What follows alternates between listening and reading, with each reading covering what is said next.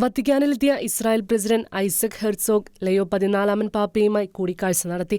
September 4 വ്യാഴാഴ്ച രാവിലെ വത്തിക്കാനിൽ നടന്ന സ്വകാര്യ കൂടിക്കാഴ്ചയിൽ ദ്വിരാഷ്ട്ര പരിഹാരം ഉൾപ്പെടെയുള്ള ഗാസയിലെ സംഘർഷത്തെക്കുറിച്ച് ലയോ 14 പാപ്പ ചർച്ച ചെയ്തു.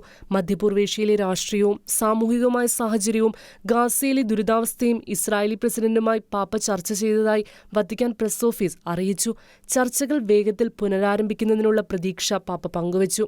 ഇതുവഴി എല്ലാ ബന്ദികളെയും മോചിപ്പിക്കാനും അടിയന്തരമായി സ്ഥിരമായ വെടിനിർത്തൽ സാധ്യമാക്കാനും ദുരിതമനുഭവിക്കുന്ന പ്രദേശങ്ങളിലേക്ക് മാനുഷിക സഹായം സുരക്ഷിതമായി പ്രവേശിക്കുന്നത് സുഗമമാക്കാനും രണ്ട് ജനങ്ങളുടെയും മാനുഷിക നിയമങ്ങളോടുള്ള പൂർണ്ണ ബഹുമാനം ഉറപ്പാക്കാനും കഴിയുമെന്നും പരിശുദ്ധ സിംഹാസനം പ്രത്യാശ പ്രകടിപ്പിച്ചു.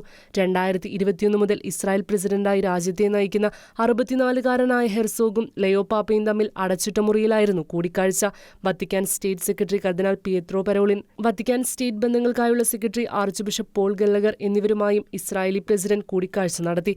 വത്തിക്കാൻ ഊഷ്മളമായ സ്വീകരണത്തിന് ലയോ പാപ്പയ്ക്ക് നന്ദി അർപ്പിക്കുന്നുവെന്ന് പ്രസിഡന്റ് ഐസക് ഹെർസോഗ് എക്സിൽ കുറിച്ചു. നീതിയുടെയും കാരുണ്യത്തിന്റെയും മികച്ച ഭാവിക്കായി പരിശുദ്ധ സിംഹാസനവുമായുള്ള ഇസ്രായേലിന്റെ സഹകരണം ശക്തിപ്പെടുത്താൻ താൻ ആഗ്രഹിക്കുന്നുവെന്നും അദ്ദേഹം പറഞ്ഞു.